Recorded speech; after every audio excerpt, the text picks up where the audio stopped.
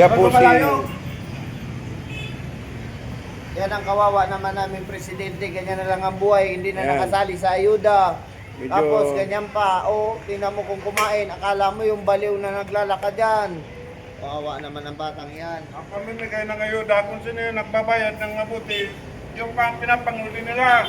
Ayusin nyo. Kakausapin po natin ng Mamang Tukong. Nananawagan pa ako kay BBM, dapat unahin nyo naman yung marunong magbayad.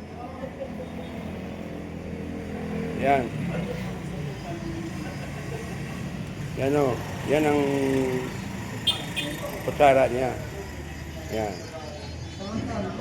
Maya po pagtapos yung kumain, tatanungin natin kung taga saan ba talaga siya. Kasi parang nakalimot na siya sa sarili. Yan. Ito po, tatanungin po natin yung pangalan. Tatay, ano pong pangalan nila?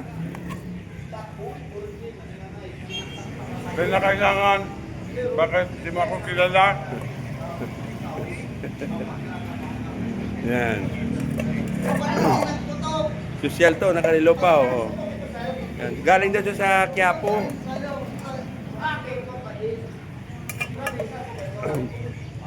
Salamat. Ayun na ba? Oh, baka habulin ka ng 45 days. Yan. Oh, yan, tanggalin mo. Nananawagan kami sa DSWD, sana yung mga di timog nagbabayad ng prangkisa, mayor permit, yun ang dapat na unahin nyo. Tandaan nyo yan.